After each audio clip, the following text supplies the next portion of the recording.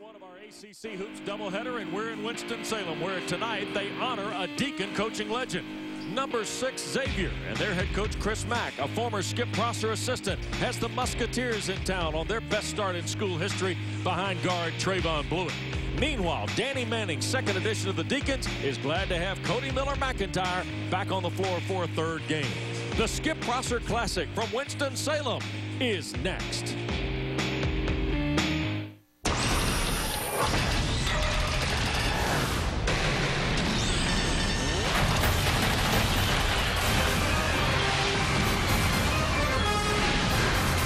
It's game one of our ACC College Hoops doubleheader, and we welcome you to the Joel Coliseum here in Winston-Salem, where Xavier, who is off to an 11-0 start, their highest national ranking ever at 6th in the country, is visiting the Demon Deacons of Wake Forest. And great to be with Mike Jaminsky tonight, West Durham. We appreciate you being part of our evening as well. Xavier's off to this unbelievable start, G-Man, but it's not just one guy that's doing it for Coach Mack's club. Well, clearly undervalued, this team, not in any preseason top 25, and here they are at number 6, but they do it collectively. They lost a couple of good players last year, but people have stepped up. Trevon Bluiett leads them at 14.5 points, but they have 5 players averaging double figures and a 6th just under 10 points. They can do it collectively and give you 81 a night. Well, and no surprise, Wake Forest off to an 8-2 start as well in Danny Manning's second season here in Winston-Salem. And the Deacons have our hardiest star to watch, and that's a senior, very valuable in conference play. Devin Thomas, top 10 in 4 categories to start the year. Well, they've had some injuries, but he has been a rock for this ball club early on this season. Really has continued to develop, loves to work inside. Danny Manning would love to get him on the block more. He can pull outside and put the ball on the deck, but he is also a terrific offensive rebounder, and he is clearly going to be the focal point of the interior defense of the Musketeers tonight. All right, we'll see what Xavier and Wake Forest have for us tonight in Winston-Salem. The Musketeers at 11-0 have only played 1 road game. Wake Forest, meanwhile, trying to get off to a great start, headed into conference play. Tip-off is next from Winston-Salem.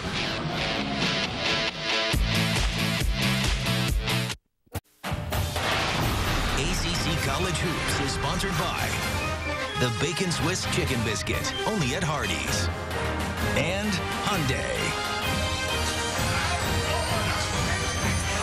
Well, here at Joel Coliseum, and the university took over the facility a couple of years ago, and underneath, under the bowels of the Coliseum, Wake Forest basketball has really made a rejuvenated effort to see the display of the professional players in one of the Wake player lounge areas as we welcome you back to Winston-Salem for the Skip Prosser Classic between number 6 Xavier and the host Demon Deacons. This will be the 5th edition of this classic that honors the great coach Skip Prosser, of course, who coached not only at Wake Forest but Xavier, and both Chris Mack and Danny Manning. And of course, Chris Mack coached with Prosser here and a little bit at Xavier. He understands Skip Prosser, but in talking to Danny Manning today, G-Man, what a tremendous respect he has for the work Prosser did. Well, and he has respect for both institutions, and neither coach talked about the ranking of Xavier in this game. It's about the honoring this man and these 2 universities. You see the lineups for both clubs: Crawford, Wilbekin, Thomas, McClinton, and Middaglu. We told you Miller-McIntyre back in the lineup, but has come off the bench in the previous 2 games, as he will tonight. Davis, Remy Abel, the transfer from Indiana, Trevon Bluiett, Edmund Sumner, and Jalen Reynolds. And as we said, 5th edition, series tied at 2-2. Home team has held serve in the previous 4. And it'll be interesting to see with Miller-McIntyre, really a little rusty in his first game, much better in his second game. He'll get 20-plus minutes tonight. Chris Mack will turn 46 on December 30th, a 92 graduate of Xavier, and is a native of Cincinnati. Now in his 7th season with 145 wins. Brian Kersey, Pat Driscoll, Tim Clockerty tonight are the officials in Winston-Salem. Thomas and Reynolds get us underway. And the Musketeers in black bring it into the front court, and this is 6'6" freshman Edmund Sumner. Well, they really like his future. He's playing great right now, but he's got great size in his position and attacks early. And here's another rookie, Crawford, trying for the look ahead to McClinton and turned over. Abel. And on the drive, the layup by Davis, banged away, and McClinton the rebound. And Davis is down as Crawford goes to the basket and draws the foul, and that is Miles Davis shaken up on the play. He's an important piece, maybe not so much numbers, but on the intangibles. He is the vocal leader of this team and of this defense, and it looked like he came down hard and hit the back of his head. Oh, he got right on the side of the ear. That's. So Miles Davis is up and walking off. At the other end, the foul ticketed to Trevon Bluiett. He looks like they're gonna take him in the locker room and take a look at him. That might be a play you can get a concussion on. And Brian Crawford will go to the free throw line. Young freshman from Silver Spring, Maryland. Wake's leader in assists and steals. And a pretty good free throw shooter, 77%. The Deacons come in 11th in the league under Danny Manning. 49-year-old native of Greensboro. Of course, two-time All-American, #1 pick in the draft. Out of Kansas. And they really love Crawford, too. And he got some valuable experience. You know, with injury comes opportunity. But with Miller McIntyre out, they had to turn to Crawford early in the season, and he got some good court time. Reynolds, double dribble. And that will send it back to the Deacons. Some early pressure by Wake Forest. A 2-0 lead for the Deacons. Interested to see the style of this game, Mike, unfold here. I think rebounding for both teams is going to be a big part. And Xavier worked very hard today to try to keep the ball out of the paint. McClinton on the dribble drive. His first points. See, that's the thing. You got to give him a little space outside. He's only taken 1 3. His jump shot is a little shaky, but he is a great straight line driver to the basket. Here is Makura missing the 3. J.P. Makura is a sophomore from Lakeville, Minnesota, who came in when Davis was shaken up a moment ago. And you're substituting offense for defense, and he is not shy about putting up his shot. No, that was his 33rd 3 of the year attempted. He's hit 10 of them. Wilbekin. Here's Thomas with the shot clock under 10. Crawford. And had it stripped away by Sumner. Pretty good matchup of freshman guards when you think about it here in before the holiday. Well, I was going to say the big edge Sumner has is 6'6" over 6'3" Crawford, so maybe he gets inside a little bit more. McClinn's got to try and get it in play, and finally does to Middleglue. 2 to shoot. Crawford off a screen for 3. How about that? I don't know if he was quite aware of how much time was left on the shot clock. Everybody was pointing up, and he said, all right, I might as well rise up and shoot a 3. 7-0 Wake Forest here in the first 2 minutes. Chris Mack was talking about, he said this team is unflappable. They've been in a lot of hostile environments, but certainly a great start for the Deeks. Deep 3 from Bluiett. 45% three-point shooter. Trevon Bluiett gets the Musketeers on the board. This guy was a good look. Danny Manning and his staff spent a lot of time really trying to lock in on the perimeter offense of Xavier. So now each team dials long distance, Mike. And that's a heads-up play by Middleglue to come in and bail his point guard out with the shot coming down. But you can't give him open looks like that. Substitutions now for both schools. And Bluiett is a tough cover because he's really a small forward, but he plays the power forward position. Wilbekin a triple. He answers. Mitchell Wilbekin's 21st 3 of the year. He's the 10th best three-point shooter in the ACC, coming in at 38%. Well, you look at this Wake Forest team, there are a lot of really good freshmen and sophomores. The next couple of years look very good for Wake Forest. Here's the very productive Farr working on the block, and a foul called on Makura. And that'll be his first and number 2 already on Xavier here in this first half. Cody Miller McIntyre's come on the floor for Danny Manning's club. And we mentioned James Farr for Xavier, a 6'10 senior. And Mike, you'd be hard-pressed to find anybody as productive given the minutes he plays a game as Farr is. 10 points, 5 rebounds, 15 minutes a game. I mean, and as a senior, he accepts his role. Middleglue misses on the 3. And there is Farr with the rebound on cue. And that's like 30 points, 15 rebounds extrapolated over 40 minutes. Yep. Another three off the mark by Bluiett. Miller McIntyre. Crawford a catch and shoot three. So the good thing about, for now, for Miller McIntyre, Crawford's going to be the primary ball handler. It's going to move him off the ball and give him better looks. Abel baseline. Nice scoop for Remy Abel. Got to use that baseline as a second defender. You can't get beaten that way. It's very difficult for help to get there. 10-5 Wake Forest. Backdoor. Thomas the dunk. Terrific two-man game at the elbow. Everybody else on the right side of the floor left that side wide open. 7-point lead early for Wake Forest. Game just 4 minutes old in Winston-Salem.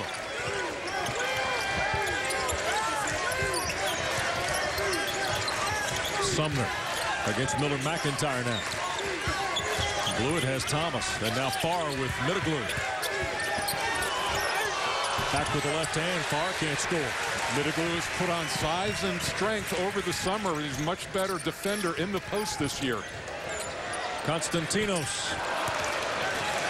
And here comes the Musketeers. Interesting pace game, isn't it, tonight, because of the rebounding concerns? And Thomas blocks the shot of Bluiett away. We got a little bit of everything here in the first 4 and change, haven't we?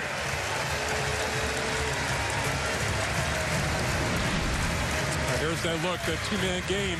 The white side, the whole left side is opened up, and that's what Danny Manning wants. He wants his big man working inside. Wake Forest hit their first 3 shots on the floor, 1 of 4 since, but still good enough for a 7-point lead on number 6 Xavier. And an interesting campaign so far. Danny Manning's team picked by the media 11th in the preseason. But, Mike, they've done some impressive things, including go to Maui and get 2 very nice wins. No question. That was a good start. Danny Manning was talking about how important that was to, to go out and to get a win against Indiana and against UCLA, 2 marquee teams, and that kind of quizzical look. Yeah. 6-game win streak. You get that look a lot when you have a freshman point guard out there. But here are our 4 keys to the game. Xavier, defensive rebounding. They're one of the best in the country, but they're very concerned about Wake Forest's ability to have second chance points. And for Wake, they want to get out and run. This Xavier team, very tough in the half court defensively. They've changed defenses, a packed man-to-man and a 1-3-1, so they want to get it in the open floor. Musketeers with the ball. Out of the timeout, and a foul on Middleglue on the drive by Bluiett. So Dinos, sophomore from Greece, his first, and number 1 on the Deacons. And Mitchell Wilbekin is going to get Bryant Crawford's spot. So Wilbekin, Miller, McIntyre. We also have the sophomore from Dallas, Cornelius Hudson, on the floor for Wake Forest. He's averaging double figures as well for Coach Manning's club. Here's Farr backing in on another rookie, and that's young Collins. John Collins, who gave up the bucket to Farr there. And that's tough. You got a senior on a freshman, and you put him on an island. Wake Forest choosing not to come and double team that time, and he had multiple dribbles inside. Wilbekin rimmed out. Farr had it, lost it. Collins got it back and took the bump. You and I are both watching. We really like this young man's future. He's going to be a producer for them this year. But look how he gets the inside position that time. Great fight for the basketball. And the presence of mind to draw the foul, knowing Farr was right there, huh? And the thing you like about him, too, 76% from the free throw line. There's some bigs out there that aren't that great from the line. Wilbekin backing out against Sumner. Inside, Middleglue.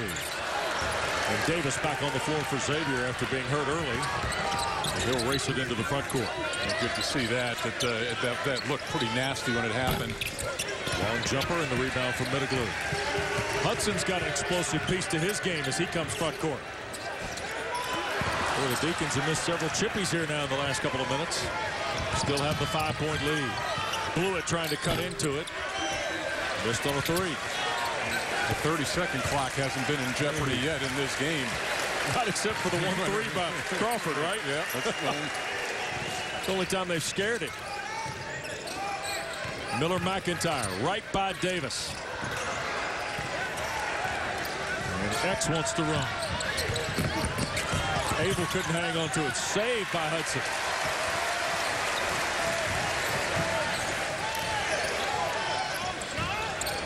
Middaglu.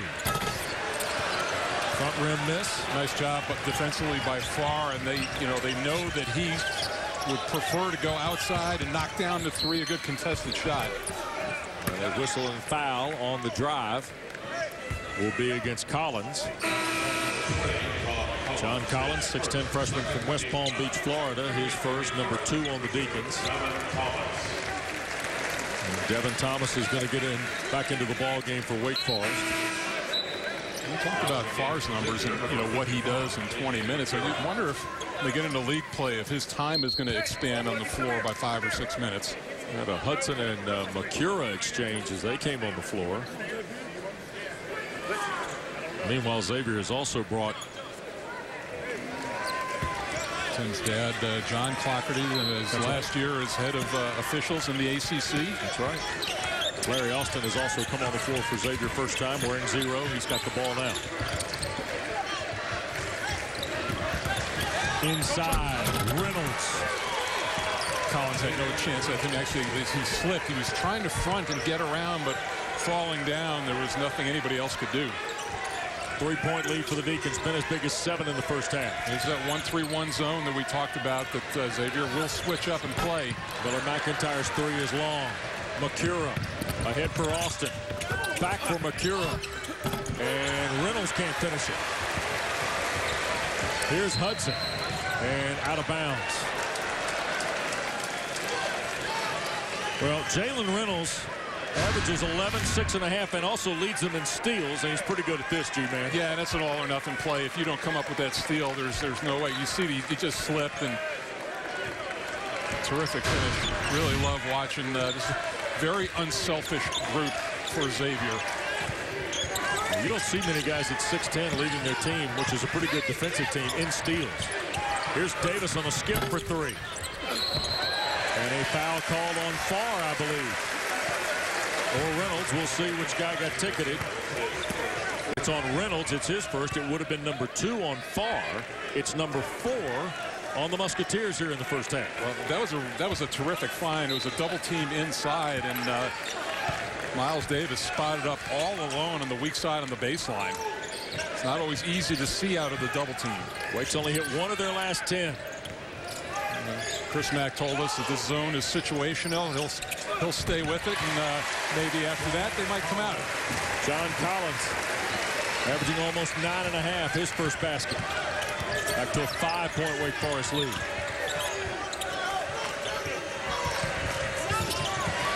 That ball almost taken away by Hudson.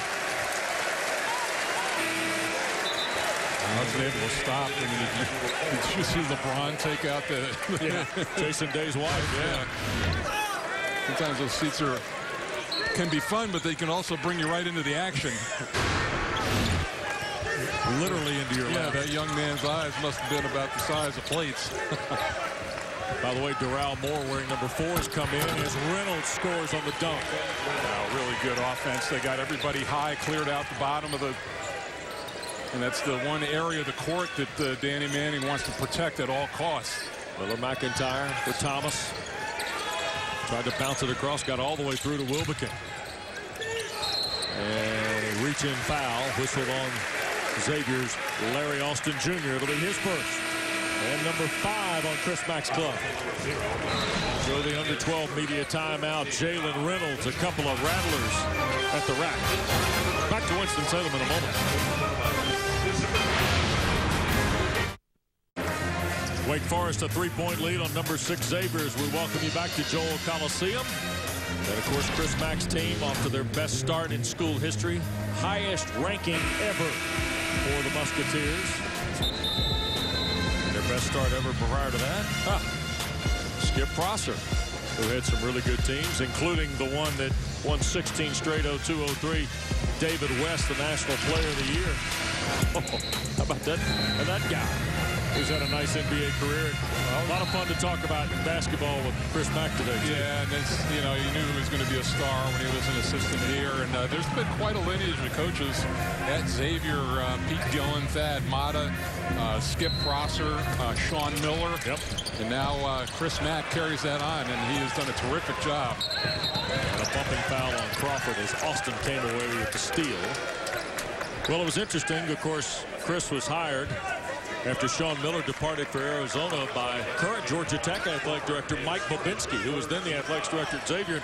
Coach Mack told us today, I said, well, I heard about your coaching journey and how much that impacted, you know, maybe your move and being the head coach. And he said, well, I had a 3-hour interview, but really I had a 5-year job interview. He was around him every day. He knew what he was getting. Yeah. He said, well, why should I don't need a search committee. I don't have to go national. I got my guy right here. And only Gillen and Prosser have a better winning percentage than does Mack. As the head coach of the Musketeers, Reynolds has been a factor here. Can't finish the dunk there. And Wake Forest interior defenders taking a lot of chances on steals. Very fortunate that dunk didn't go down. O'Mara, beg your pardon, on the floor. Turned it over, and here's Crawford and the Deacons. Flip back for Thomas, stolen by Austin. Second time he's come away with a pick. Larry Austin to the scoop. Blocked there. Hudson tried to make the save. It got kicked. It'll stay with the Deacons. Ball game's been a little sloppy at times, G-Man, in the first nearly 10 minutes. I was going to say, Wes, there's a lot of effort, but not a lot of reward for that effort going on out there. A very low-scoring game here for as much action has been going end-to-end. Yep. McClinton's come back on the floor. Both teams near 30%. 29 for Xavier, 36 Wake Forest. Here's McClinton. Let's see with Wilbekin and now Miller McIntyre if they can do something with the zone, but they've had trouble operating against it. 5 turnovers now for Wake Forest, and Greg McClinton's move the latest.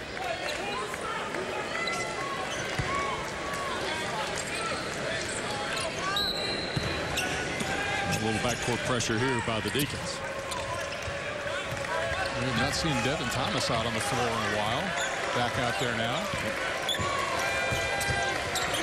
That was not a luxury that Danny Manning had last year. He could not afford to give him long minutes off the floor. Davis a little spot up. And Thomas the rebound in front of O'Mara.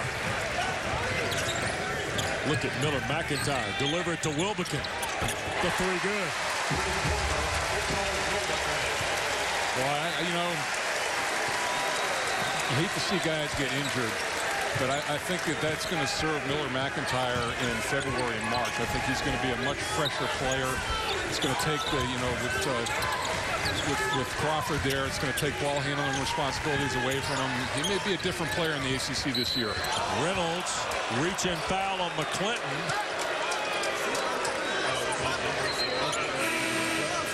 And that will be number 1 on Greg McClinton and 4 now on the Deacons. Yeah, so you break down, you collapse the defense site like that, and all you have to do is spot up, and Wilbekin just stepped right into the shot with rhythm. Interesting. We had the same conversation when we were in Chapel Hill earlier in the season about Marcus Page being on the bench with an injury, and Britt and Barry. Yep. And their improvement because of Page's injury. There is small silver linings sometimes, right? Davis a 3. And the foul will be called on Xavier's Jalen Reynolds, and that'll be his second. He's the first player in the ball game with 2 here at the 9:42 mark. And what that allows Danny Manning to do is, we talked to him about it, he can go 3 small if he wants to, with Crawford on the ball and Wilbekin and Miller McIntyre as shooters on the wing. So Reynolds will go to the bench, and James Farr back out there for Xavier. Middleglue has come on the floor for Wake Forest to join Miller McIntyre, Thomas, Wilbekin, and Greg McClinton. And now Brian Kersey having a word with both coaches. You know, Wes, this is getting way ahead of ourselves, but what a win this would be for Wake Forest and Danny Manning in his tenure, and maybe more importantly for the fan base, right? Especially to get the win here in Winston-Salem. I think it would really energize them going into the year, because after starting with this game, they have got a tough stretch through the month of January. Yep. At LSU after the holiday, and then at Louisville to start ACC play on January 3rd. Miller McIntyre able back on the floor for the Musketeers. Xavier back in man, but it is very, very compact. Look at Wilbekin split through, lost it off his leg, and it will belong to the Musketeers. Mike, it's hard when you watch Xavier play, and Danny Manning knows this as well. They are really, really good on defense, and yet they're really, really efficient on offense. Yep. And they play their game. You know, are you going to tweak anything? You know, and they said, no, we just, you know, we do what we do. Yep. 2 of their last 10, and going to the basket, Sumner will draw the Wake Forest foul. We talk about they were picked in preseason 4th in the Big East. So they're sitting right there right now at the top with Providence. Yep. Getting ready to play Villanova. They said it's really been that move has been a perfect fit for this program. Well, how about the stat of 33 years of 500 or better for Xavier? 33 of them? 33 straight years? I mean, you know, it's a lot. Ohio's a lot like Wisconsin. The people don't really know how many good programs there are in that state. I mean, Xavier, Cincinnati, right. Dayton. You know, of course, you know the Ohio States of the world. Right. Sumner knocks down both free throws. Musketeers almost 74% as a team from the free throw line. Second in the Big East, and that's their first 2 of the night.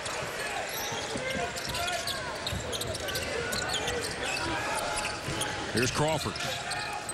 Under 9 to go in the first half, a 4-point lead for the home team. 10 to shoot. McClinton. Now Miller McIntyre against Davis. Tried to fire it back door and take it away. Really good defensive possession. They were switching a lot out on the perimeter. Abel turned it over. Wilbekin. Miller McIntyre. Crawford the layup.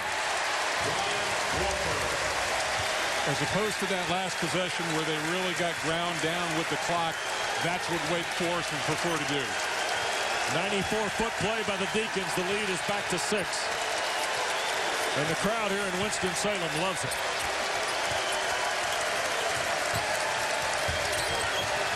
Bluiett turned it over. Crawford's got help if he wants it. Behind the back. And a foul. And look at him, Devin Thomas tapping himself on the chest, saying, my bad. He knew he missed an easy opportunity.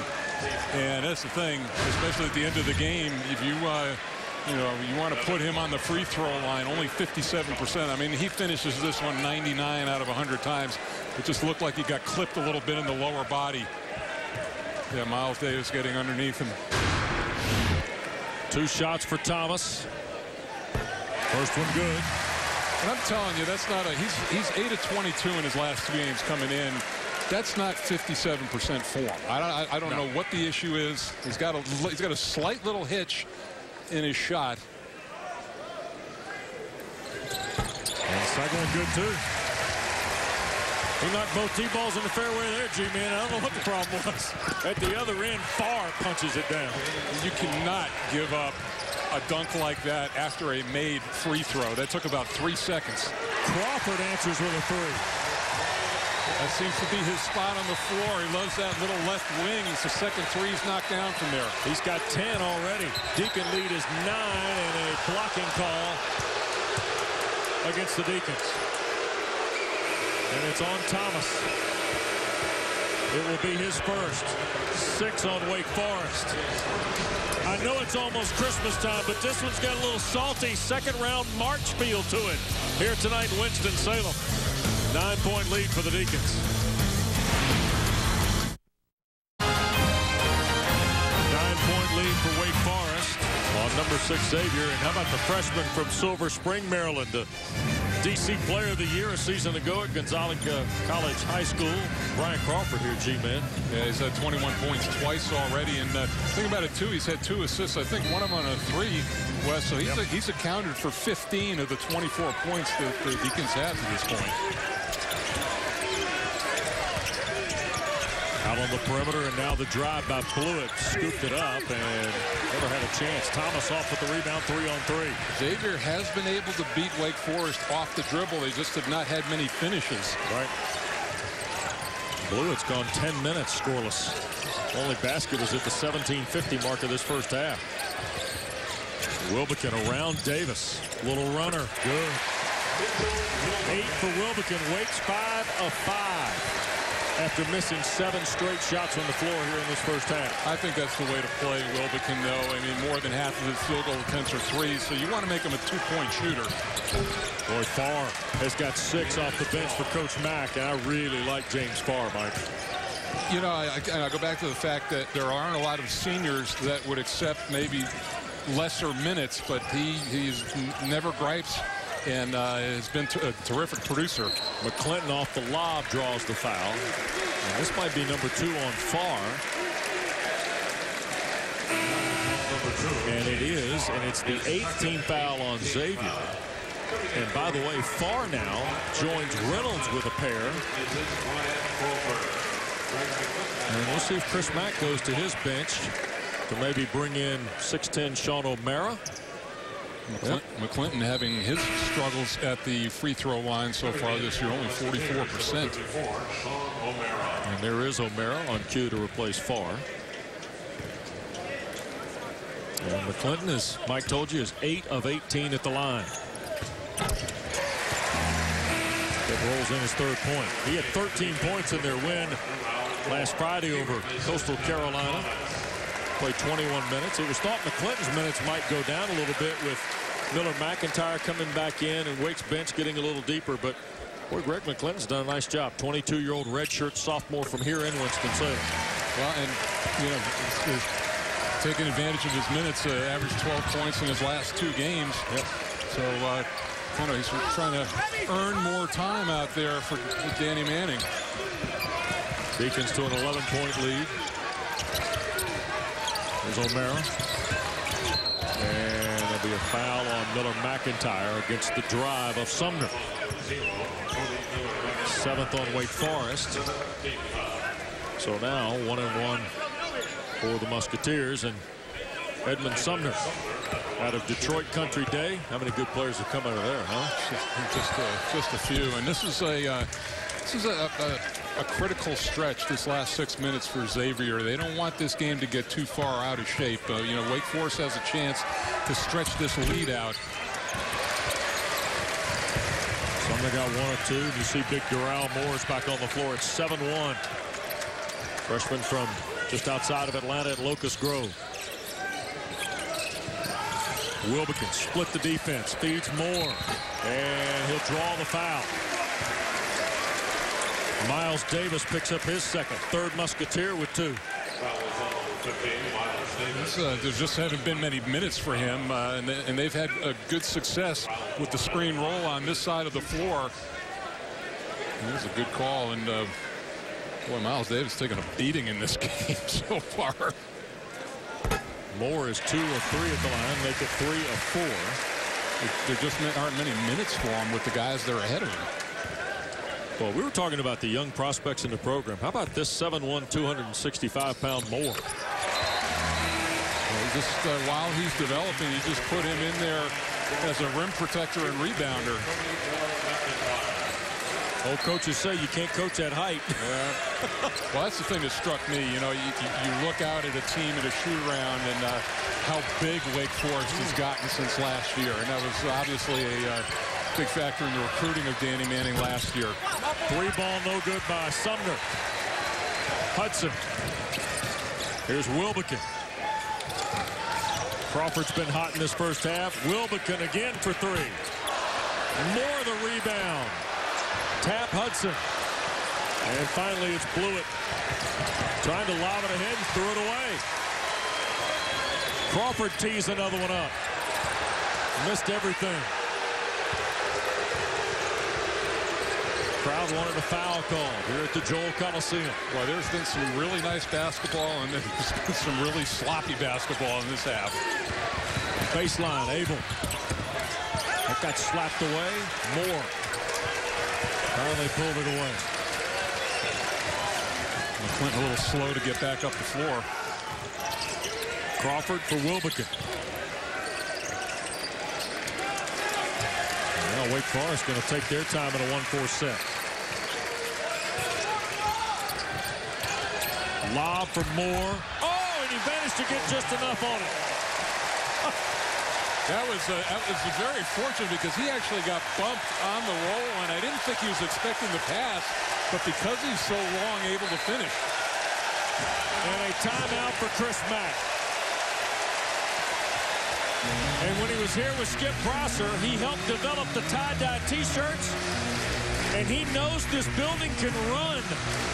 He said it to us today, Mike. And he knows what a 14-point lead for the home team's like against a nationally ranked team as well. And he said, I mean, look, he got the little bump right there and still stayed with the play, so a nice finish. But, you know, both coaches basically said this is like a league game.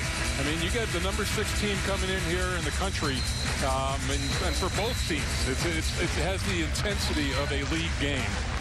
And it's great to see that honoring Skip Prosser in this series. Well, he meant so much to both institutions. And this is the 5th Skip Prosser Classic, and the home team has held serve in each of the previous 4 meetings. And Prosser loved grinder games for sure. Well, this came about when they had services when Skip passed, and here at Wake Forest and at Xavier. And both of the administrations were at both services, and they got to know one another, and they came up with the idea of playing this game.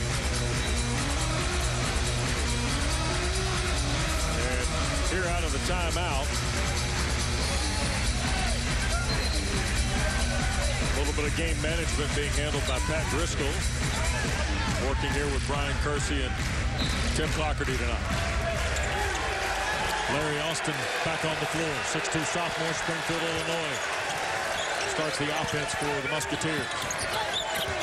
They tried to go backdoor to Makura. Knocked away. Wilbekin, another turnover from Xavier. Good high hands by Devin Thomas up top. Gets that deflection. They were harping on that today at shoot around. High hands up top on those passers. Now Thomas, O'Mara defending at the block. Back inside. No basket. Foul on the deck.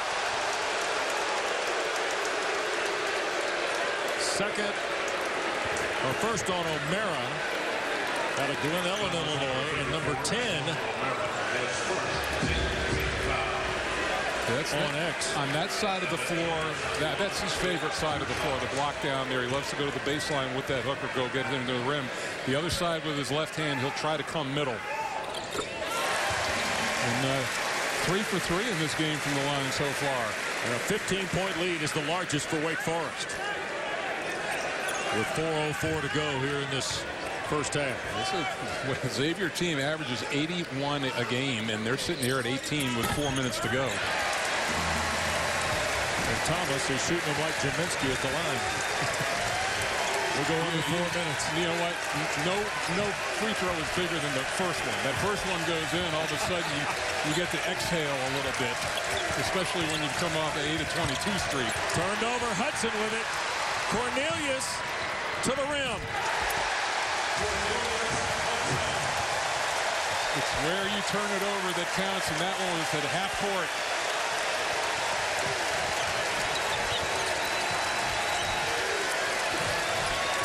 $18-point lead for Wake Forest. Bluiett. Too strong. Tap follow no good and slapped out. Abel starts a fresh 30. Around Thomas, draws the foul. A little sense of frustration on Xavier's part. Wes? I agree. Hudson off the turnover. And the first bucket for the Dallas sophomore in transition. Back to Winston-Salem in a moment. Well, my guy here wants a present on Tuesday night, and it's not till Friday morning, Mike. Well, I think there are probably about 20 guys sitting over on that bench that would like that for Christmas as well. And so far they're getting it because Wake Forest has got a 18-point lead on the Musketeers, the number 6 team in the country. Having a hard time shooting. 4 turnovers in the last 3 minutes. Yeah, the number that jumps off the stat sheet for me, 9 turnovers, 12 points scored by the Deacons, that number. And Xavier has only had 2 fast break points, so they're really having to grind for their offense. Well, at the line will be Remy Abel. And he'll get a 2-shot opportunity here. 8th foul against Wake Forest, and it was on Devin Thomas, by the way, so he and Middleglu both with 2. Meanwhile, Xavier has Farr, Reynolds, and Davis all playing with 2. In fact, Reynolds is back on the floor with Farr. That's how drastic this last 3:18 is for Chris Mack. Yeah, and that's this will be the 6th free throw attempt. How about this? Wake Forest 10 of 10 from the line so far. And both the free throws good for Abel. And Edmund Sumner into the ball game. Larry Austin will sit down. Miller McIntyre with Crawford, Hudson, Wilbekin, and John Collins here for Wake Forest. Right, and because of those foul issues, Chris Mack going zone right now, trying to hide a few people. And he's got Reynolds and Farr both on the floor with Sumner and Makura, and of course Rennie Abel, who hit the free throws. Crawford a deep 3. And Hudson couldn't pull it in. Reynolds does. Musketeers run as we go into 3 minutes. Oh, the little scoop and score. J.P. Makura. See, by Hudson going for that offensive rebound, there was no defensive transition and left him wide open for that layup. Quick timeout by Danny Manning now because of 4-0 run here by the Musketeers. You can see good stop and finish that time. Good balance. Makura known more as a perimeter shooter. A nice drive. Good finish that time. Yep. Sophomore, Lakeville, Minnesota a year ago. Just 13 minutes of ball game for J.P. Makura, but now 9.5 points. Wow. They'd only trailed for 27 minutes this year. Now they trail for 17 minutes here tonight. Well, the Deeks came out, jumped right on him. I think it was 7-0 to start this game. Gave him that cushion. Well, Wake's had the benefit, too. They've fallen into some holes on the road this year, and they know what it's like to scrap back and win, both at Bucknell and Rutgers, and didn't want to have that happen at home tonight against the number 6 team in the country, but still plenty of ball left here. Zone for Xavier. 13 to shoot, McClinton. Miller McIntyre. Back for McClinton. Right. You know, it's going to take him probably a couple more games to get back to full strength, but Miller McIntyre showing flashes, and he has done, maybe hadn't scored as much tonight, but really has made some nice plays. Stops the 4-0 Xavier run. Reynolds the catch over Collins.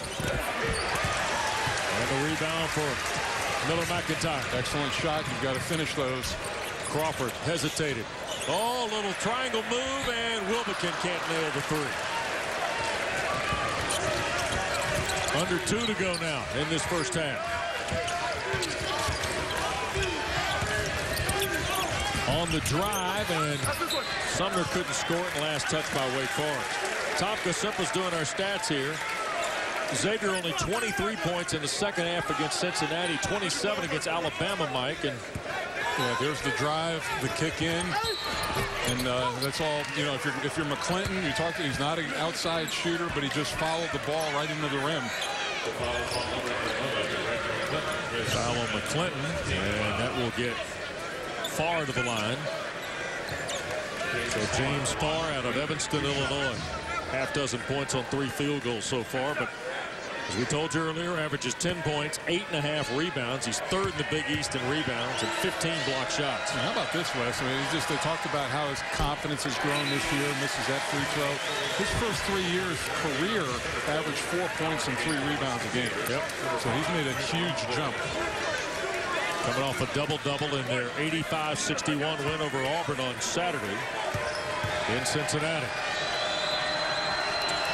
I can't remember that. It might have been Miami a couple of years ago, but for a team that was not in any preseason top 25 to get to number 6 at this point in the year. Yeah. That's quite a jump. Miller McIntyre. And Crawford going to work. Middleglue back on the floor. Remember, he plays with 2 fouls. Miller McIntyre. Layup. Wow. First points of the game, but Cody Miller McIntyre has impacted this first half in many other ways. He's been able to break down Xavier's guards at will off the dribble, and he said, all right, enough dishing. I got to get something for myself here on this play. Final minute here of this first half in Winston-Salem. I'm going to call one for old number 0. Sumner, a 3. Good for Edmund Sumner. Only the second 3 of the half by Xavier. Yep.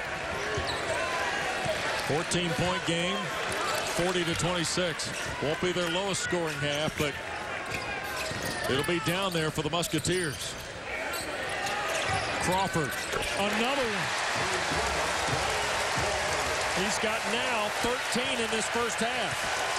Well, he comes in, you've got to honor him. He comes in shooting 40% from behind the arc. About a 4-second differential, shot clock to game clock. What a first half it's been for Wake Forest.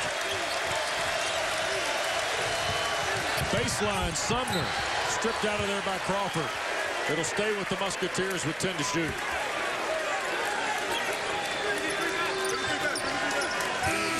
There's the look, the good kick out, the extra pass. And he has shown that he is consistently like this center or center left from the 3-point line. Wake's hit 5 of their last 6 from the floor here in this first half. Xavier the ball, 10 to shoot, and it got swatted out by Moore as Bluiett was trying to pick up his second field goal. Yeah, thought he had a layup. But we talked about the length of Darrell Moore and what he can bring in there. This is a perfect situational play for him.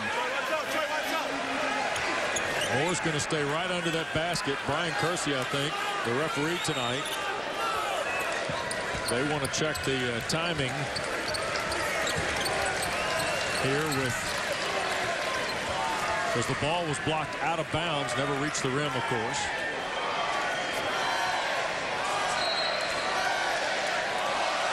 Yep. So the shot clock. 8 to shoot it will be for Xavier. 11-1 on the first half clock. Tell you what, Wes, it's been a long time since I've heard this building like this. Yeah. And it's good to hear it again. And usually when it sounds like this, somebody in light blue or royal blue is in here. But not tonight. Xavier wearing the black jerseys and the home team putting on a show. 3-ball Makura, scooped up inside, 3rd try, 4th try. Shot clock went to 1. And Edmund Sumner's going to get credit with the bucket here at the horn, but Wake Forest is going to take a 15-point lead to the locker room, Mike. Yeah, and it's going to be important the first 4 minutes of the second half for Wake to come out like they did in the first 4 minutes of the first half. Maybe stretch that lead out. Don't give Xavier a glimmer of hope, but this is a battle-tested team. The Musketeers will be tough in the last 20. Well, Xavier ends up turning it over 9 times and shooting 29% in the first half. Wake's lead is... I'm in love with my life. Come and lose yourself a little while.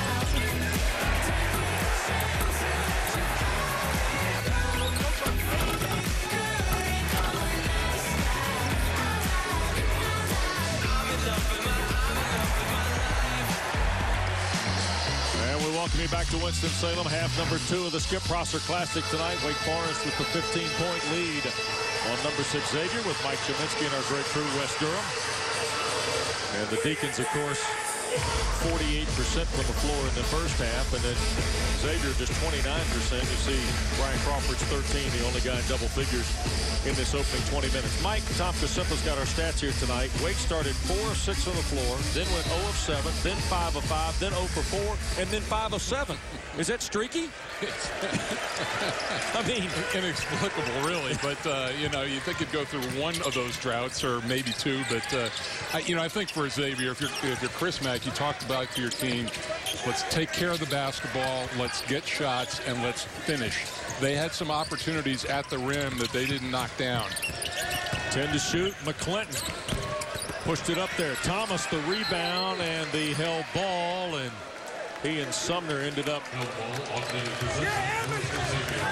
tangled, and it'll belong to the Musketeers. Sumner can give you at 6'6" of your point guard to be in there battling with Devin Thomas and come out with the ball. I know they've got one of the best players in the country in Chris Dunn in Providence, but Edmund Sumner is going to be a load as a freshman in the Big East. And I know Ryan Archie Diagono has seemingly been at Villanova a decade. Yeah. But it'll be fun to watch Sumner's progress. And Jay Wright's done an incredible job with that program. Trevon Bluiett, both of his field goals are threes. He scored at the 17:50 mark of the first half, and we didn't hear from him the rest of the frame. The thing I love about the Big East and the Big 12, too, they play a true round-robin schedule, so there's no guessing as to who the best team in the conference is at the end of the regular season. Musketeers trying to tighten the screws defensively on both of Wake's first 2 possessions here in the second half. Thomas with 7 on the shot clock, working inside. Reynolds affected that one. See, you know, he can go, like I said, both ways, but I think the best thing to do with him is to try to make him go right and finish that way as opposed to with his left hand. Abel, the basket and the foul, and Xavier trying to make an early statement in the first 90 seconds of the second half. This is a team, as Chris Mack said, wasn't rattled at all. Beautiful find and drive and finish in between the 2 bigs inside. The Xavier bench energized. Tell you what, if they get a stop and another score, Danny Manning may have to think about a timeout. A free throw here will make it a 6-0 run to start the frame. And here is John Collins for Devin Thomas, who's just tagged with his 3rd. And that's a problem that he's had throughout his career, and foul troubles, and sometimes he lets his temper get the best of him. But now at least Danny Manning has the option of bringing somebody in to settle him down a little. Foul on McClinton. Offensive foul trying to set the screen. His 3rd, number 2 on Manning's Deacons. Turnover number 8, Mike. Yeah, that's an easy call. And it looked like he was just working through the offense and ran into him more than trying to set a screen. Yep.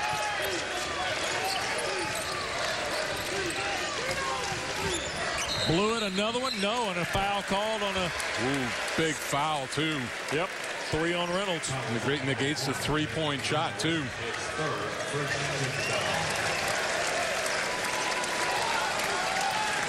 And that'll bring Farr off the bench for the Musketeers. Frustrating night for Jalen Reynolds. Couple of dunks in the first half is all the junior from Detroit has to show for it.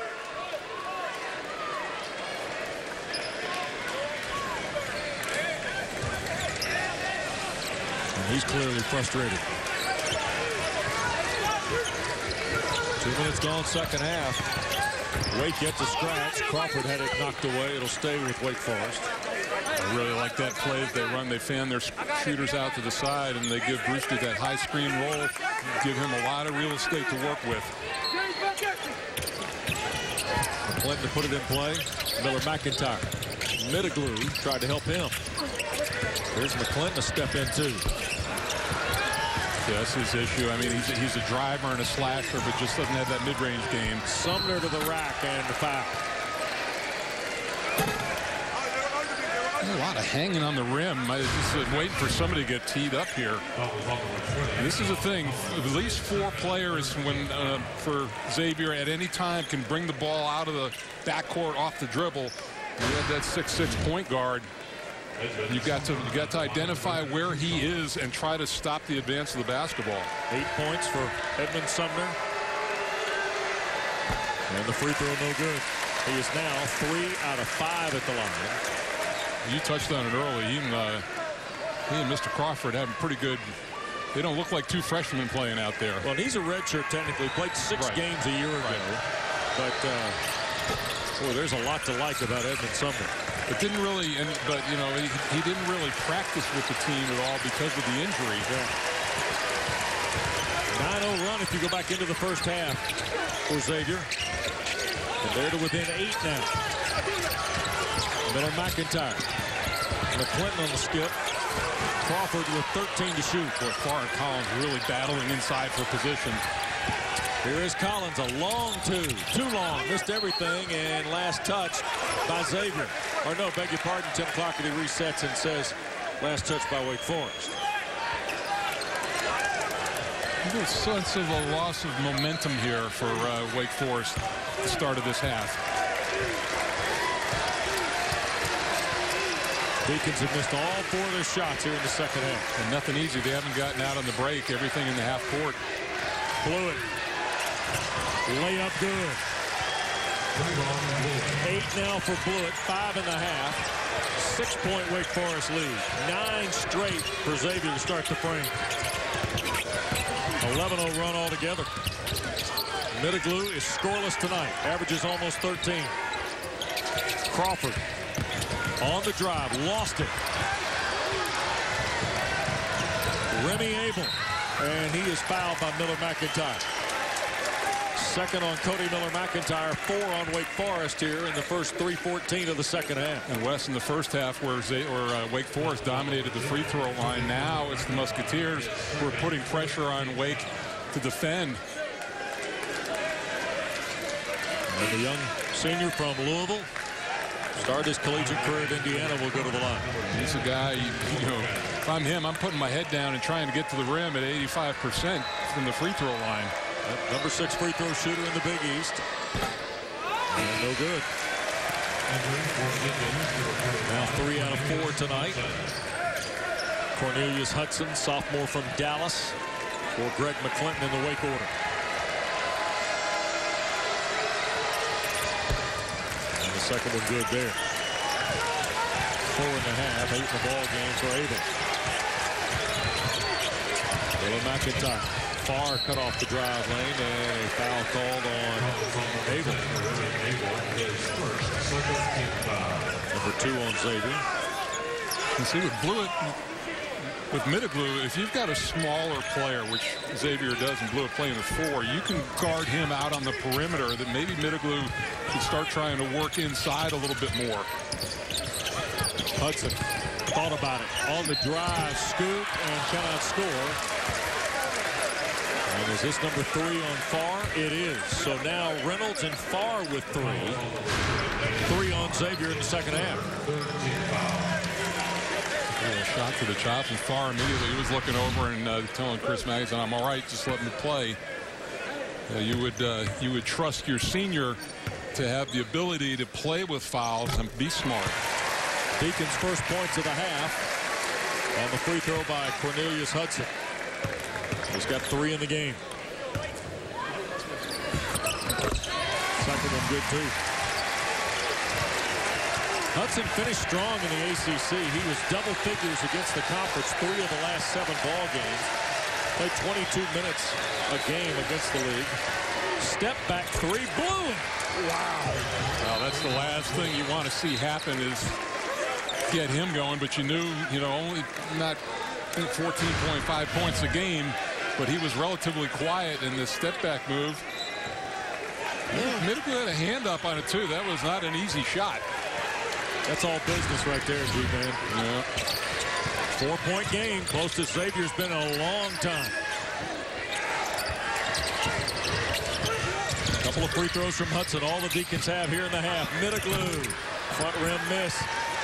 Musketeers looking to run 4 on 3. Sumner! Nobody got turned around for Wake that time, just kind of running with their backs to the basketball. And I think what happened that time, Middleglue surprised his team with that jump shot. When you do that, that's an automatic fast break. Musketeers to within 2. Miller McIntyre high off the glass. Xavier has just seized control of this game. Able to tie, but a whistle and foul in the midcourt. It's on Wilbekin. Wake Forest has seen a 15-point halftime lead cut to 2. And the latest slice right there. 2-point game in Winston. Back after this. ACC College Hoops is brought to you by the official corporate champions of the ACC. Geico, Toyota, and New York Life. Well, number 6 Xavier's come roaring back here at the start of the second half. Now trailing Wake Forest 45-43, Mike. They were as bad as they were offensively in the first half. They've been perfect in the second half, really doing a nice job moving the ball. They've been attacking the rim, getting to the free throw line, finishing plays, and then getting out in the open floor. And how about that clutch for the freshman? Part of a 17-2 run. Wake's last field goal came toward the tail end of the first half. Better than 5 minutes of the game clock has run off since the Deacons left. Had a score from the floor. Well, and I think this is a time now in the game. They've got Brian Crawford out, but Cody Mill and McIntyre and Wilbekin have to settle this team down, get them some good possessions. Bluiett to tie. And it rimmed out. And a holding call from Tim Clougherty on Mittiglu. It'll be his third. And bring Devin Thomas back into the game. Mittiglu is scoreless tonight. And in fact, Dinos is 0 for 5. 3 rebounds and no points. Crawford coming back in as well. Trying anything going a little bit smaller. We asked Danny Manning if he would play those 3 together, and they're out there on the floor right now. Miller, McIntyre, Wilbekin, and Crawford.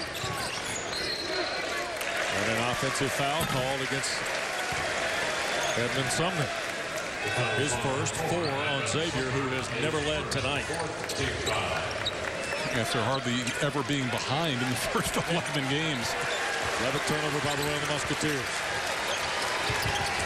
Thomas spinning against Farr and draws the foul, and that'll be 4 on James Farr. So the emotional leader, if you will, of these Musketeers now, ticketed with his score.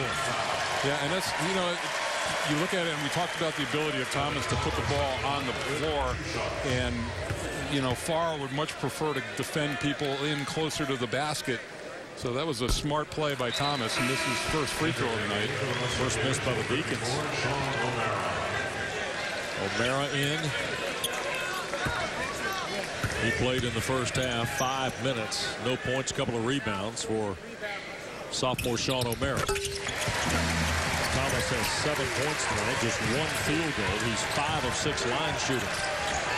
3-point game.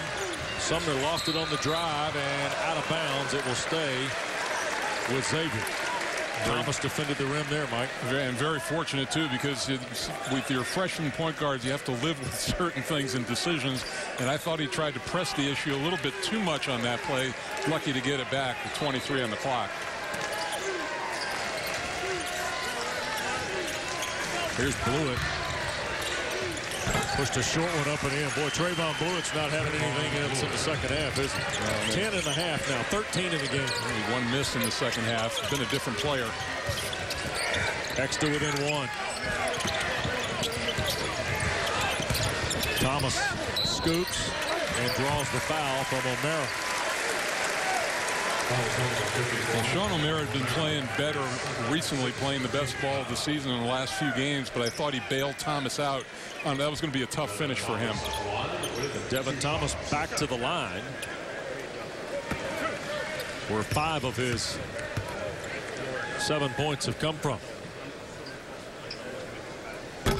And misses that one. Greg McClinton gets Brian Crawford's spot. Both these coaches have dialed into their benches early tonight. The last thing you want for Thomas, he shot so well from the free throw line in the first half, is to lose his confidence in the second half. 1 and 2 again. 8 points. 2-point game. Here is Bluiett against Miller McIntyre.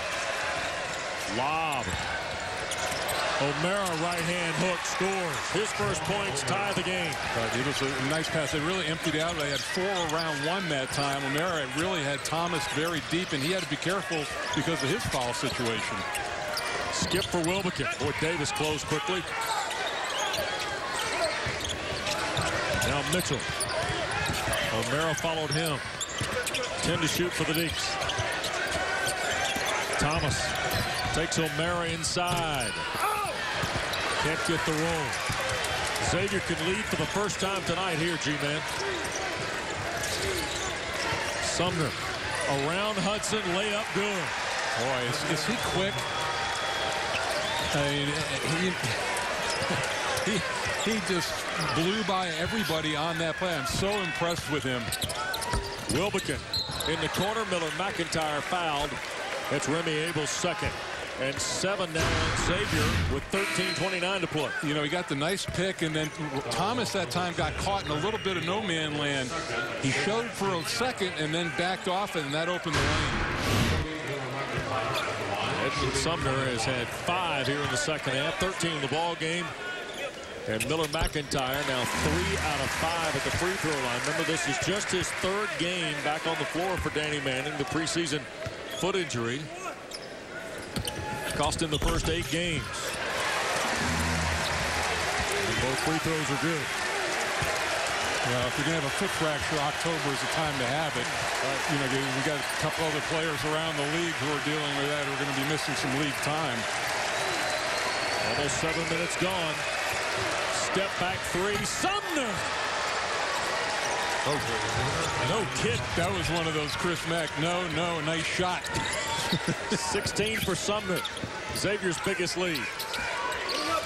Just had their first lead a moment ago, and now they pushed it to 3. 7 minutes gone here in this second half. Tale of 2 halves in some respects already. Here's Collins. Young freshman turns on O'Mara. Jump hook, rolls in for him. You know, Danny Manning talked about this. Our philosophy was to want to play inside out, and they haven't really established the post yet in this game, but that was a solid move by Collins. Musketeers by a point. McCura. And a whistle and foul called. Yeah, Collins, I think. It is the 3rd on Collins, and here's that Sumner step back, Mike. Yeah, that's that heat check jump shot. You know, you got things going, and you know, you make a bunch of layups and dunks, and all of a sudden that basket's looking pretty big. Ahead of the media timeout. Chris Mack lifts him and brings Larry Austin Jr. in. I was going to say, Chris Mack playing the best defense on him in this game, in this half so far. O'Mara is 13 of 21 at the line this year and missed that one. And Xavier's left a lot of points at the free throw line. Miller McIntyre. Wilbekin. Off the Collins screen. Look at the 3 black shirts around Cody. Leaves Wilbekin open. Rimmed off, and Miller McIntyre scooped it, tried to put it back up. It hits the back of the glass and the basket frame itself, and will belong to Xavier. And they had board coverage that time. I think that McIntyre was just trying to get something up on the glass and was out of control. Couldn't do it.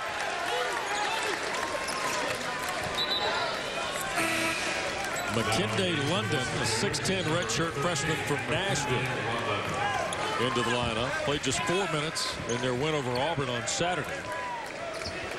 And he will spell Bluiett. Not easy to sit there for 28 minutes and then come in a crucial part of the game. There is Austin against Miller McIntyre.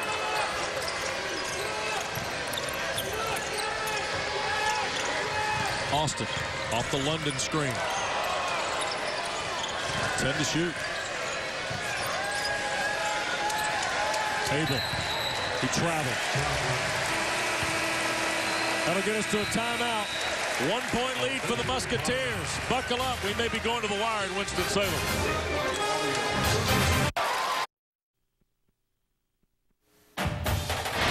ACC College Hoops is sponsored by your local Toyota dealers. Let's go places. and Hardee's. Pretty good ring collection for Danny Manning. We welcome you back to Winston-Salem. 1-point lead for Xavier, and they've made quite a comeback here in the second half. Time for tonight's ACC Toyota Trivia. Speaking of Danny Manning, NBA's first overall pick in '88, the highest drafted current Division I head coach. Who is second? Okay, so that means there's a current head coach who's the second highest drafted player ever. And I'll tell you, Eric Kendall, our producer, he's given us a doozy. He's had that's another one tonight. We may have to. I don't think I would have gotten into Duke if I had to take these on the SATs. McClinton a miss. Xavier the ball. Out of the timeout, here is Austin. Off the glass and in. First points for sophomore Larry Austin Jr. Boy, there has been a green light over the rim down on that end of the floor, and Xavier is attacking it every time. They sure are. 10 of 11 and a half, and Hudson answers.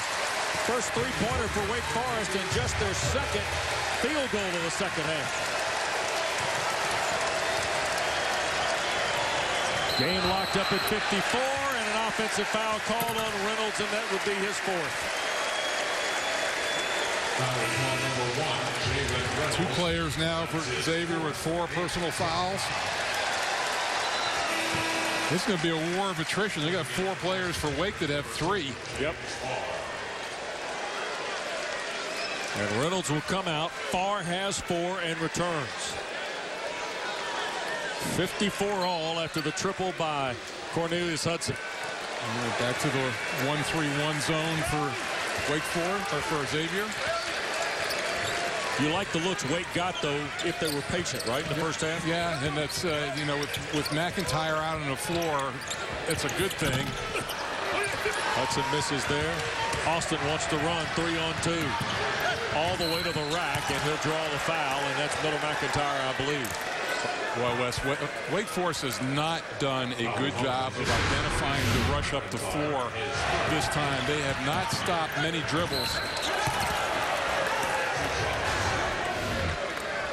So, sophomore Larry Austin Jr. will go to the line. And the free throw no good. Only been there 10 times this year, so not a lot of reps at the free throw line. Chris Mack said in the preseason, this is a guy who, even with the return of Sumner, was poised to make a move in terms of the depth. Remember, they had D. Davis and other guys a year ago on that outstanding team that won 23 ball games. Now you've got 6 guys on this team with 10 assists or more, so it's been a little bit more by committee, but in many aspects, they think Sumner brings a little bit more to the table than he did last year. Here's Crawford. Picked up on his dribble. Middleglue is quiet. No points tonight for Dinos. That'll be an offensive foul on Crawford. Use the left arm. His second 9 now on Wake Forest. 18 fouls. That's just Davis, the junior, anticipating the right-hand drive. A pretty good call. Crawford going to come out of the ball game. No points in the second half after 13 in the first half. Well, you can bet that number 13 was a topic of discussion by Chris Mack and his coaching staff at halftime. 1-point lead for Xavier. Bluiett. He's been huge in the second 20 minutes, and the scoop no good. Middleglue lost it. Farr got it back and dunks it down. Well, and that was maturity. They kept that play alive. He couldn't get it, but he tipped it, which is the next best thing. 9 for Farr. Lead back to 3. Here's Thomas. Xavier trying to dig down to help. They do, and there'll be a foul called, and that's on Bluiett. His second, sophomore out of Park Tudor in Indianapolis, team foul number 9. Here's a look, and it's Farr. Good play, keeping it alive that time. You were right about McCura, huh? Yeah, no, just, you know, that's as valuable within that play as the basket was. Wes, there are a couple of ways that you can double team in the low post. And Xavier's not coming. You can come on the flight of the ball, you can come on the catch, or you can come on the first dribble. And they're looking like they're waiting for Thomas to put the ball on the floor before they come and dig in. Well, it's interesting, too, how flexible they are defensively, Mike, because remember earlier in the half we saw 3 guys run out to the three-point line to defend the dribble drive. Thomas has hit 3 in a row now at the line. He's got 10 to go with 6 rebounds. Wake to within 1, a Bluiett 3 again. And he got his own rebound and goes right back to the rack. Can't score it. A 3rd try, good for Trevon Bluiett. He just outworked 5 jerseys that time. Everybody was in the paint for Wake Forest.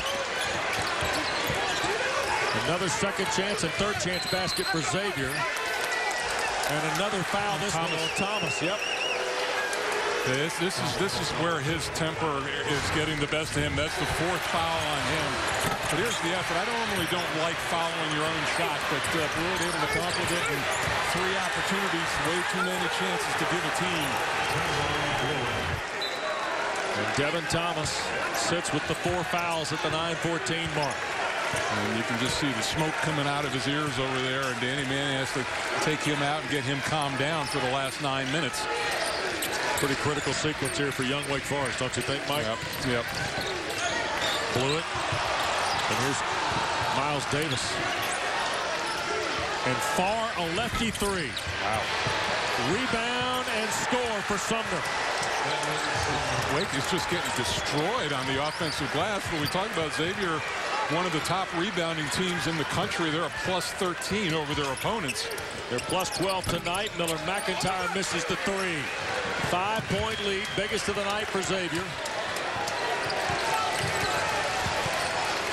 And they've got 13 offensive rebounds tonight. Yeah, you wonder, I mean, Danny Manning just wanted to get his team to get a stop so he can get under the under 8 and not have to burn a timeout here. Davis.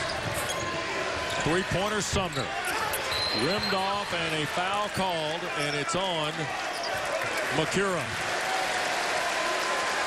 J.P. Makura's second. 10 on Xavier. His second 10-team foul. And a 5-point lead for Chris Mack's club. They shooting the double bonus from here out, and maybe, you know, sometimes when you're struggling as a scorer, Wes, the best thing to do is get to the free throw line. And Middleglue, one of the best free throw shooters in the country at 91%. In the ACC, only Luke Kennard of Duke shoots it better. And the first one is no good for Middleglue, just his 4th miss of the year. Don't forget ACC All Access. Everybody has to start somewhere, even the biggest names in sports. Mike Krzyzewski, Roy Williams, and others tell you about their first coaching jobs. Coming up on ACC All Access, check the local listings on your regional sports network. First point of the night for Dinos Middleglue. The sophomore from Greece comes with just better than 8 minutes to play. Deacons trail 4.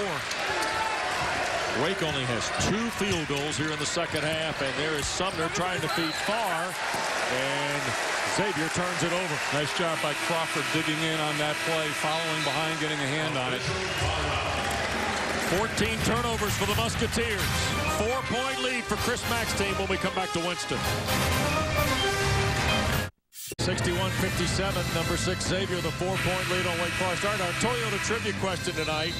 Danny Manning is the highest drafted current college head coach. Number 1 pick in 1988 by the Clippers. Who is second? G-Man? I threw Bobby Hurley out there. Bobby Hurley. Mark Price is coaching Charlotte. Steve Alford out. Oh, here we go. Chris Mullin. Chris Mullin.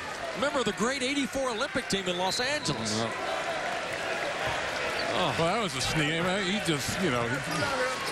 That one snuck in. Yeah. Our producer, Eric Kendall, has teed G-Man up twice. We've been hammered twice in the preseason on these questions. I've gotten 50 on plenty of tests. McClinton turns it over out of the timeout. They needed a good possession that time. Nothing more frustrating for a coach to dial up a play and then get a turnover. Yep. 7.5 to go. 4-point lead for Xavier. Remember, they trailed 15 at the half.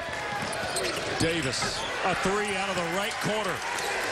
Miles Davis is 20-3 of the year, the 10th best three-point shooter in the Big East. His first points of the night. 7-point lead. McClinton against this zone. Here's Wilbekin. Crawford back from Mitchell's three. Back rim miss. Tap follow Middleglue. Third try Collins. Wet spot on the floor that they've got to address. Good after that time. Multiple shots with offensive rebounds. This crowd looking to grab onto something, but this was just good hustle play against a very good rebounding team. Wake's first points in the paint of the second half. Yeah, that's West. They've got to reestablish that somehow in this last 7 minutes. 5-point lead, Xavier. 9 different Musketeers in the scoring column now after the three by Davis a moment ago. You got Farr with 4 fouls. I'd go right at him. And Miles Davis has now got 5 in a row. Lead back to 7. The 3 guards, Collins and Hudson there, and a turnover again. Miller McIntyre, and the foul.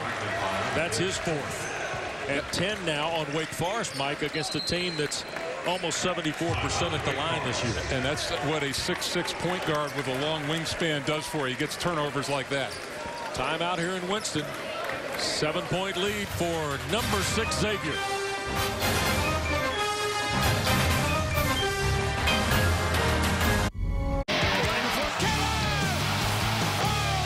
6.5 minutes to go. Number 6 Xavier, the 7-point lead on Wake Forest.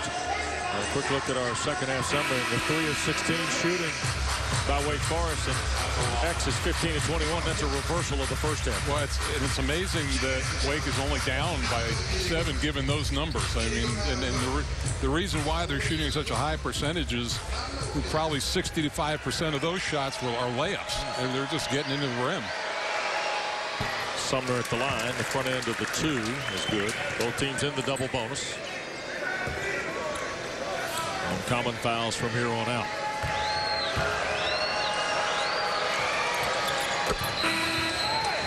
Redshirt freshman knocks his second one down. He's hit 3 in a row now. The strike. And they're going to go offense for defense with Reynolds and Farr for the rest of this game, it would seem. Both guys have 4 fouls. Thomas has 4 for Wake Forest, as does Miller McIntyre, who has the ball. Collins tried to get it to Hudson. It's one of the first times against the zone they've been able to get the ball into the middle and the high post right there. Collins tried to make the nice pass, but good quick hands by Xavier. Hudson's got to get it in bounds and then send it all the way into the backcourt. I hate that rule. I know you do. Here's Crawford. Miller McIntyre, 10 to shoot. Short. Hudson the rebound of the air ball. Crawford will fire for 3. Brian Crawford's first points of the second half. That was a good hustle play to keep that ball alive, and normally you can get a good look at a 3 on a play like that. And this Wake team desperately needed to get Crawford going again. He's got 16 now. Bluiett lost it over the inline, out of bounds. Turned over to Wake Forest.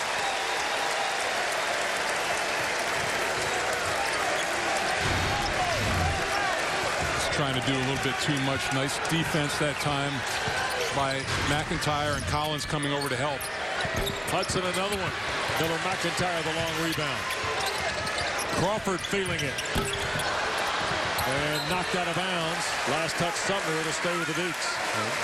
Wake Forest getting a little jump shot happy here, Wes. I think, again, they need to go and try to establish something inside. Play inside out at least, you know, kick it in, and then if you get an open look from a 3, that's fine.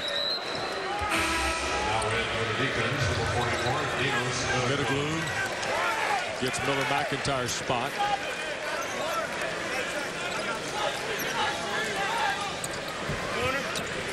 For Middleglue, only a single point on a free throw. And a holding call. Tim Clockety on the inbounds against Trevon Bluiett. It'll be his 3rd. Number 5, Trevon Bluiett is 3rd. And They'll send John Collins to the free throw line. He's got a half dozen. These are his first free throws, and he's 28 of 37 on the year, Mike. Young man out of Cardinal Newman High School in West Palm Beach, Florida. Which, again, you would think would earn him some time in endgame situations with that, with Devin Thomas being a liability there, although he's been better to that tonight. 1 out of 2 for Collins. 5-point game, 5.5 to play. Bluiett, a 3. Waved off and a timeout taken. Miles Davis called a timeout as Bluiett was cutting it loose and awarded by Brian Kersey. A 3 is wiped off the glass. That's the second 3 that they've had taken off the glass, too. Yeah, 1 by foul, right? Yep. So Chris Mack will be 46 years of age next week. He's got number 6 Xavier off to their best start in school history. Here's Miles Davis. Remember, players have to call timeouts this year, not coaches, Mike. Yeah, you can see right up there.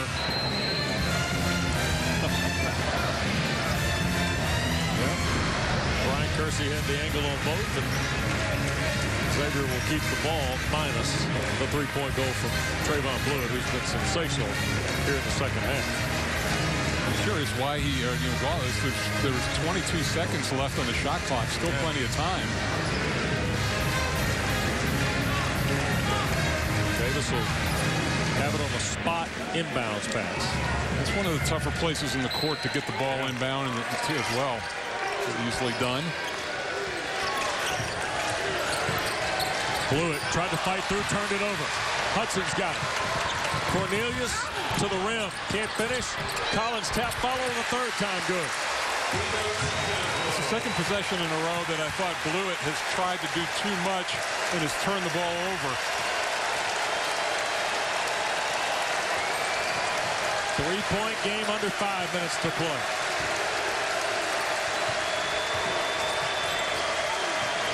Sumner. Crossover. Wake can tie with a triple. Crawford feeds Collins. I like this young man. He does a lot of nice things out on the floor.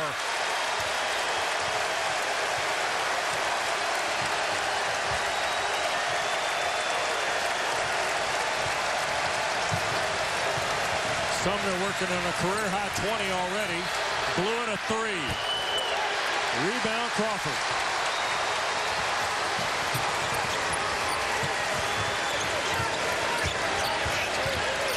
Down 1. Too strong. No, not 20 seconds left in the shot clock. Not a good decision by the freshman. 1-point Xavier lead.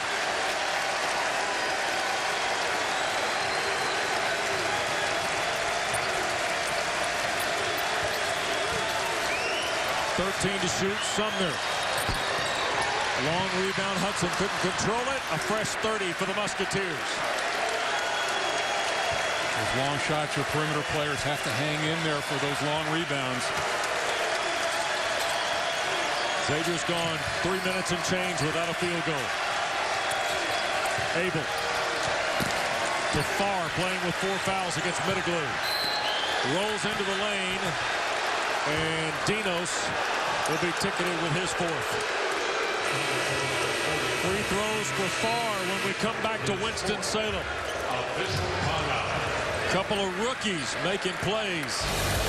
Wake Forest to within 1 after Crawford finds fellow freshman John Collins for the dunk.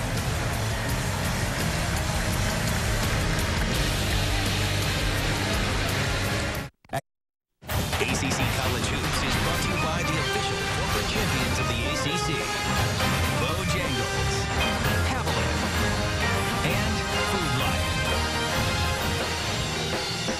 1-point lead. Number 6 Xavier in front with 3:19 to go. And James Farr, the 6'10 senior from Evanston, Illinois, to the line. 1 of 2 at the stripe tonight.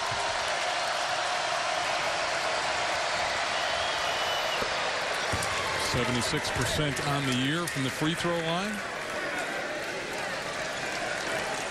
He has got 10 points, 8 rebounds. He's had a 4 double-figure scoring games. Tonight's number 5. He's had 4 games with 10 or more rebounds. He's working on that too. Second one no good. Middle the rebound. It's a 2-point game as we work toward 3 minutes to go. And offensive foul on Crawford is the call against Sumner. And a technical foul.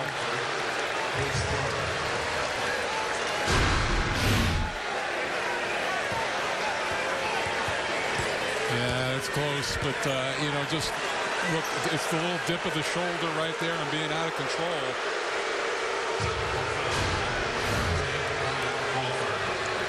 So the offensive foul and then the technical foul means Crawford now has 4 fouls in the ball game. He went from 2 to 4. And here is Davis, 93%, the number 2 free throw shooter in the Big East. You know what, Wes, you don't want to get that reputation as a freshman, especially, you know, that you're going to be yakking back and forth with the referees. You know, he was very frustrated by that call. 7 now for Davis, all here in the second half. And Crawford goes to the bench. And you know, you can't be giving away 2 cheap points either at this point in a 2-point ball game.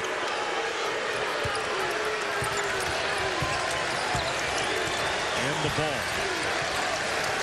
4-point difference. We work toward 3 minutes. Wake very fortunate that Miller McIntyre is back and playing and can come in this situation. Sumner turned it over. He had Davis wide open in the corner, Mike.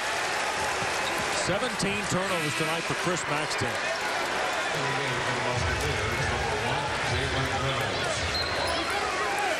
Now Reynolds and Farr both with 4 on the floor here. And they played a long time with 4, I might add. Again, going into that 1-3-1 zone to try to hide that a little bit. Got Devin Thomas trying to work the middle. Hudson rims off a 3. Thomas back on the floor as well for Wake. He's got 4. Middleglue, Miller McIntyre with 4 for Wake Forest, along with Devin Thomas. Hudson only 30% from 3. 4-point game, 2.5 to play. And now a timeout for Xavier. Well, Wake Forest, who's won 5 straight, 6 of their last 7, beating a Xavier team who's won 11 straight at the start of the season. They've won 15 of their last 17 if you go back into the 2014-15 campaign. And boy, they've got quite a boost here from Edmund Sumner tonight, haven't they? I'd say that was the big, you know, coming into this year. Everybody was wondering how they were going to replace D. Davis, and I think they might have found the answer. Well, he's got our Z-Max performance plays tonight. Whether it was the dunk in transition, second chance opportunity around the window, or a little kickback 3 falling into the bench. Edmund Sumner out of Detroit Country Day, the redshirt freshman, a career high 20 tonight in our Z-Max performance plays. Where the Skip Prosser Classic, home teams won the previous 4. This 5th one's turned into a dandy here. Again, it's the first 4 or 5 minutes of that second half that got Xavier back into this ball game. Davis firing a 3. Thomas the rebound. Good defensive possession that time for the Deacons. You get a long forced shot with a hand up. Stay tuned. Missouri, Kansas City, and Louisville next tonight. Tom Worming, Dan Bonner standing by. That ball got knocked away after Thomas tried to score it. When you're a big guy, if you bring the ball down after a rebound, you get the guards into play, and Davis did a great job digging in. Under 2 to go.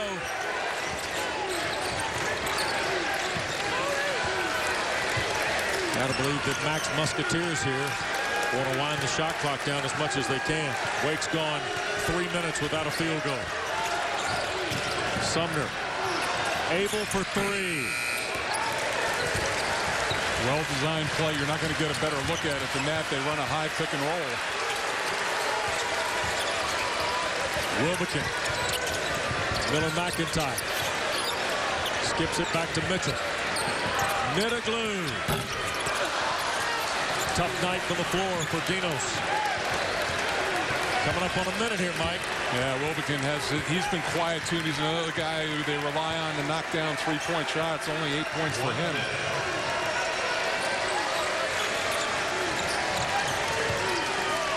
Farr. 7 to shoot, and Farr with it at the block. Back inside, he'll score. He's a lefty, and he's been trying to push into the middle the whole game, but a beautiful spin back that time. Wilbekin. 3 rimmed out over Davis. And with a half minute to go, there's a foul on Wilbekin in the backcourt, and Xavier will get free throws. Second on Mitchell Wilbekin comes with 29.8 left.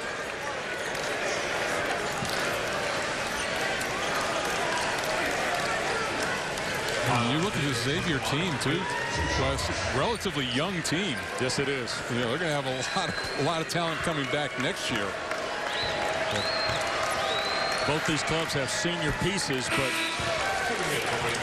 Farr senior and Abel senior, the only 2 seniors on the team. Everybody else coming back. Yeah, Reynolds a junior.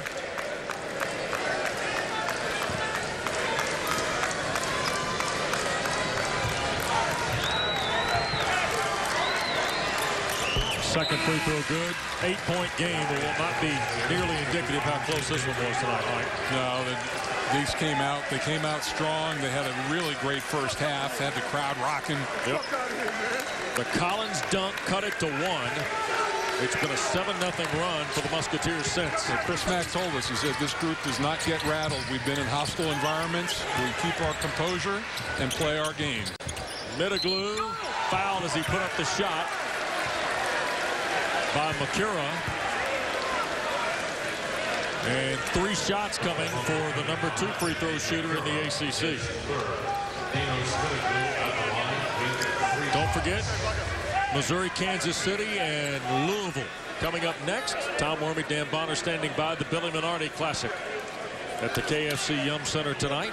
Mango Mathiang may be lost for a couple of months with a foot injury. That's a big hit for their front line. Boy, isn't it? And that means the young freshman Ray Spalding, who had started a couple of ball games, now coming on. Quentin Snyder had a big ball game for him the other day in the win over Western Kentucky. But officials have gone to the monitor here to see if Middleglue. Yeah, he's well behind the three-point line, so it'll be 3 free throws. Louisville, though, with Trey Lewis and Damian Lee giving so much as fifth-year guys, yeah, right? Yep. Yeah, some veteran wings and backcourt. Yep. Onuaku's still there up front.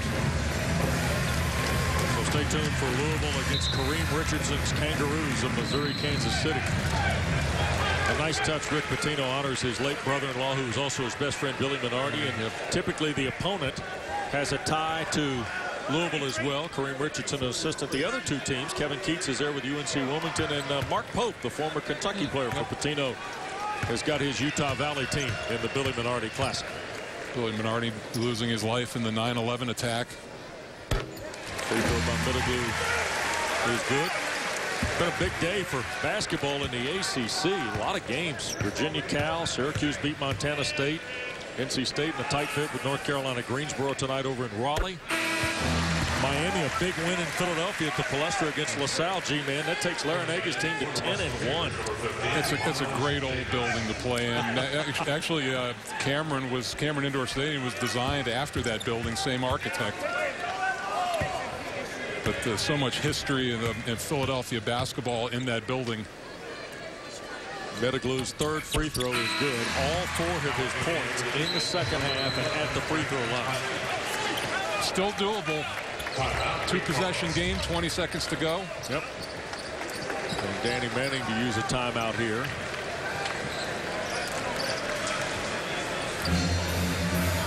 So coming up, of course, the Cards and the Kangaroos.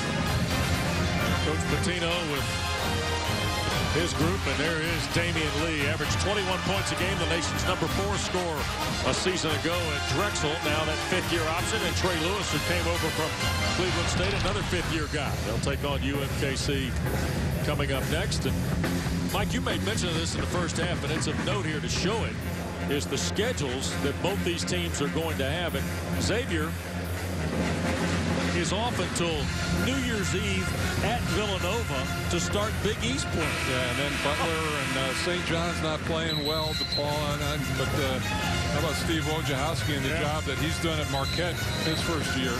And this is just the tip of the iceberg right here for Wake Forest. And they have through the month of January, and they just have a monster schedule. Yep.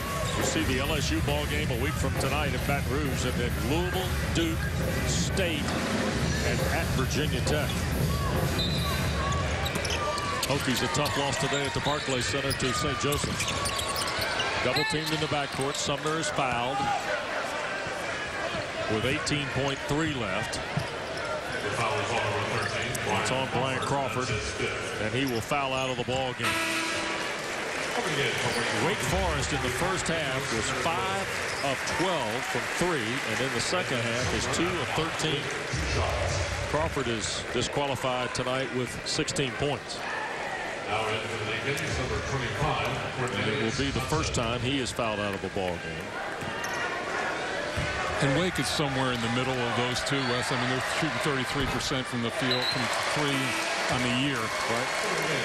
So maybe overachieved a little bit in the first half in that category. You see Randolph Childress. He's got a banner hanging here, too.